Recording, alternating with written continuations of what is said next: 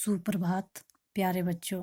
आज हम कक्षा 10 से वीरेन डंगवाल जी द्वारा रचित कविता जिसका शीर्षक है तोप पढ़ेंगे।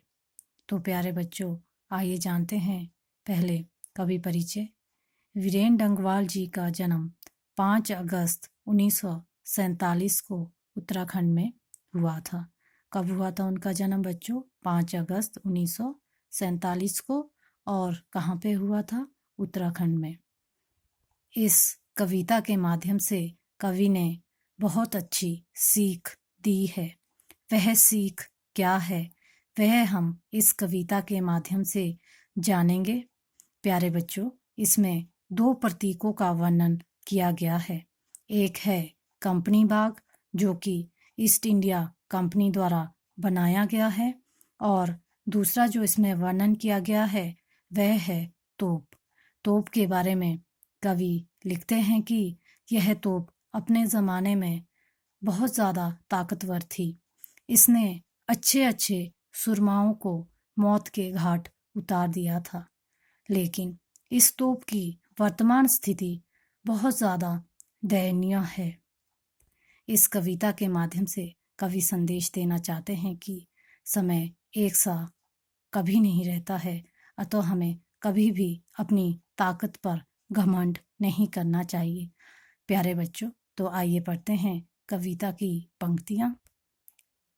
पहले पद में कवि कहते हैं कि कंपनी बाग के मुहाने पर धर रखी गई है यह 1857 की तोप।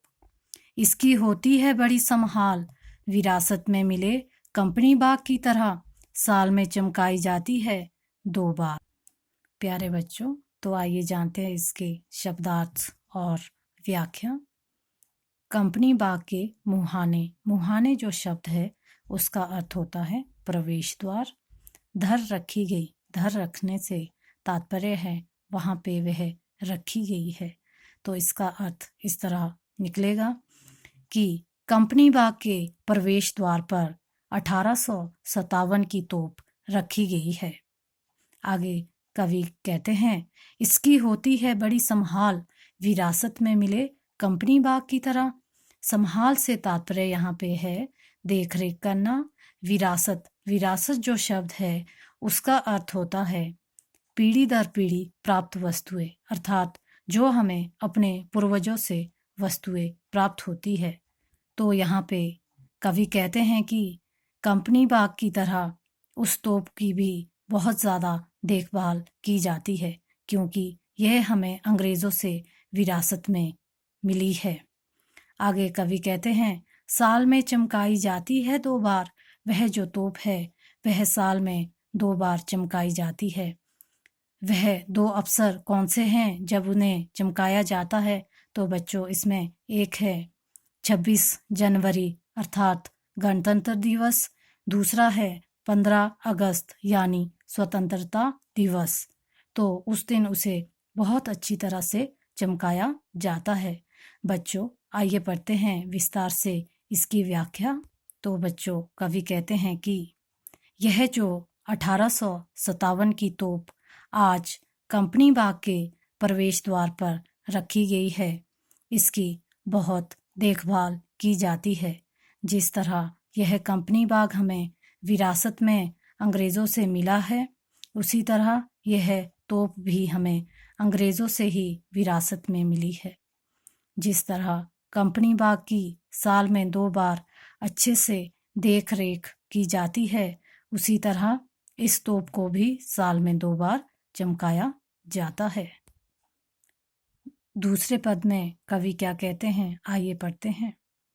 सुबह शाम कंपनी बाग में आते हैं बहुत से सैलानी, उन्हें बताती यह तोप कि मैं बड़ी जबर। उड़ा दिए थे मैंने अच्छे अच्छे सुरमाओं के धज्जे अपने ज़माने में। तो प्यारे बच्चों, पढ़ते हैं पहली पंक्ति और उसका अर्थ जानते हैं। सुबह शाम कंपनी बाग में आते हैं बहुत से सैलानी।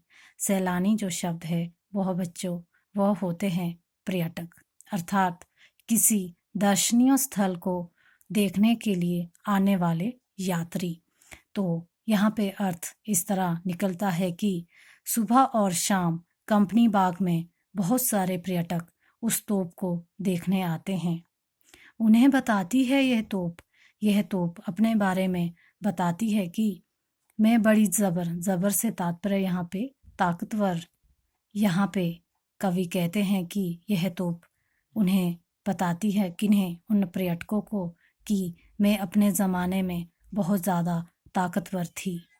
आगे कहती है कि उड़ा दिए थे मैंने अच्छे अच्छे सुरमाओं के धज्जे अपने ज़माने में। सुरमाओं से तात्पर्य यहाँ पे बच्चों वीर या फिर योद्धा। धज्जे से अर्थ है यहाँ पे चिथड़े चिथड़े उड़ाना।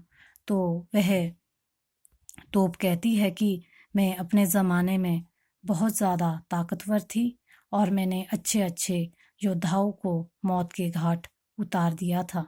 अर्थात यहाँ कहने का तात्पर्य यह है कि जब वीर योद्धा देश को स्वतंत्र करवाने के लिए प्रयत्न कर रहे थे, तब इस तोप ने उन सभी वीरों के चिथड़े चिथड़े उड़ा दिए थे। आइए बच्चों पढ़ते हैं विस्तार से व्याख्या। कवि कहते हैं कि सुबह और शाम को बहुत सारे व्यक्ति कंपनी के बाग में घूमने के लिए आते हैं। तब यह तोप उन्हें अपने बारे में बताती है कि मैं अपने ज़माने में बहुत ताकतवर थी। मैंने अच्छे अच्छे वीरों के चिथड़े उड़ा दिए थे।